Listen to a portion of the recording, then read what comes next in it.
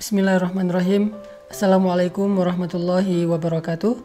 Teman-teman sekalian, di dalam Al-Quran surat At-Taubah ayat 124 ada satu ayat yang luar biasa untuk kita renungkan tentang masalah iman. Allah Subhanahu wa taala berfirman, A'udzubillahi minasyaitonirrajim. Bismillahirrahmanirrahim. Wa idza ma unzilat suratun faminhum man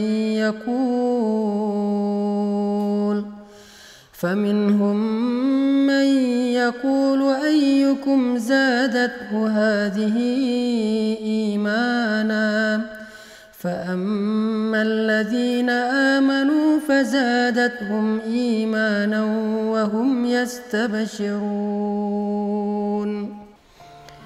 Dan apabila turun surat di antara surat-surat Al-Quran, maka sebagian dari orang-orang munafik bertanya kepada teman-teman mereka, siapakah di antara kalian yang bertambah imannya dengan turunnya surat ini?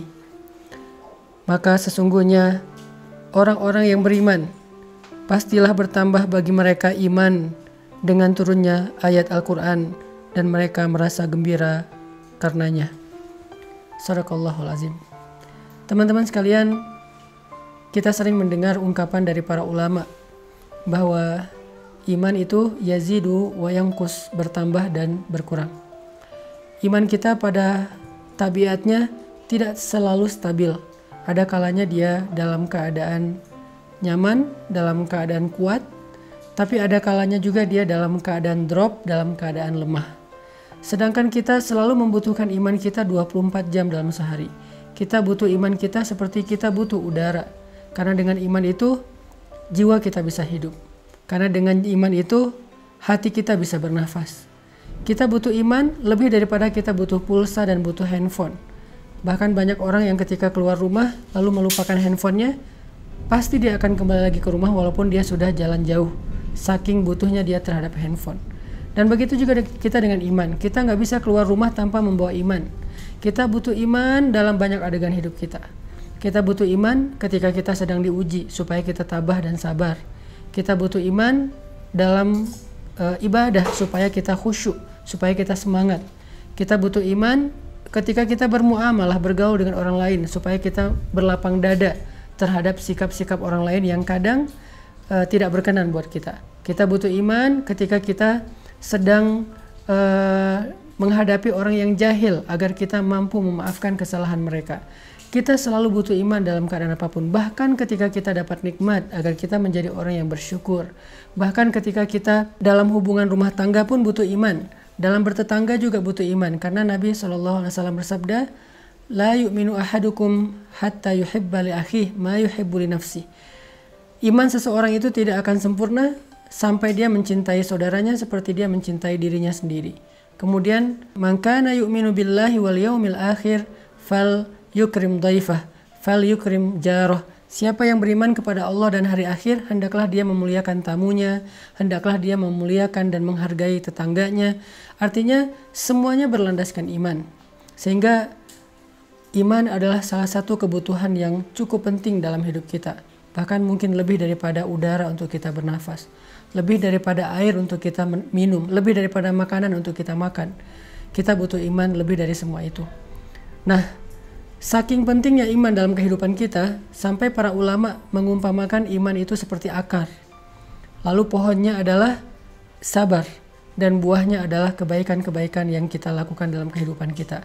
Sehingga kalau kita ingin selalu menjadi orang yang baik, selalu ingin jadi orang yang happy, pengen jadi orang yang selalu lega dadanya, yang selalu lapang hatinya, pengen jadi orang yang mudah memaafkan kesalahan orang lain, gak baperan, gak gampang patah, gak gampang drop, gak gampang putus asa, maka yang pertama harus kita pupuk dan kita siram itu adalah akar keimanan di dalam hati kita.